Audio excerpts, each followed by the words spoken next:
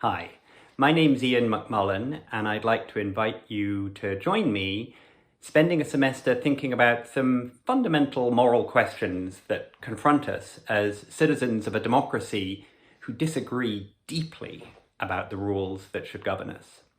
My guess is that many of you are citizens of a democracy that's very much like that, deeply divided, mired in very difficult kinds of disagreement. Even those of you who aren't citizens of a democracy like that may find that you will be in the future. And really the fundamental question we're going to ask together is, when is it okay and when is it not okay to use the power of the government to force our fellow citizens to do things that they don't think they should have to do? That, I think, fundamentally is the question of democracy and disagreement that we're going to be working through together in my course. And we're going to proceed in 5 sections, so let me just very quickly say what those are. The first section explores the idea that democracy isn't, or at least shouldn't, fundamentally be about casting and counting votes. That democracy is not fundamentally a system where the majority gets to boss the minority around. Instead, according to a really interesting and influential view called deliberative democracy, democracy is fundamentally about the kinds of reasons we give to one another, the kind of democratic discourse that we engage in to try to justify the laws that are going to govern our life together. Now, those reasons depend upon our political beliefs.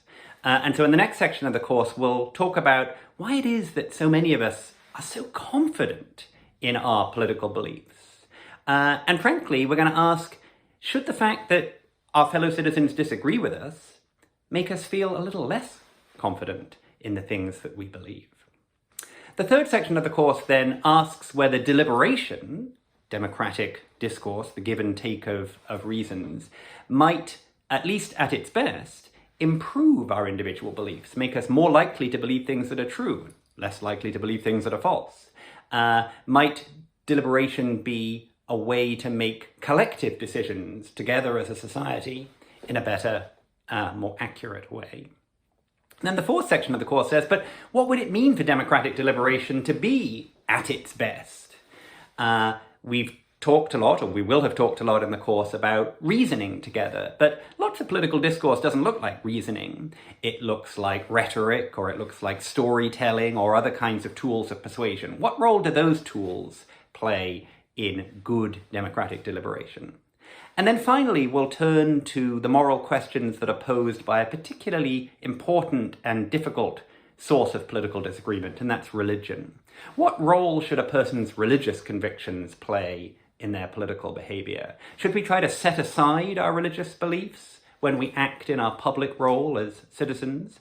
Or is that suggestion that we can set our religious beliefs aside misguided? Is it unfair to people who have strong religious convictions? Is it perhaps even incoherent? So those are some of the questions we're going to be talking about together in our semester of democracy and disagreement, and I hope that you'll join me to be a part of those discussions.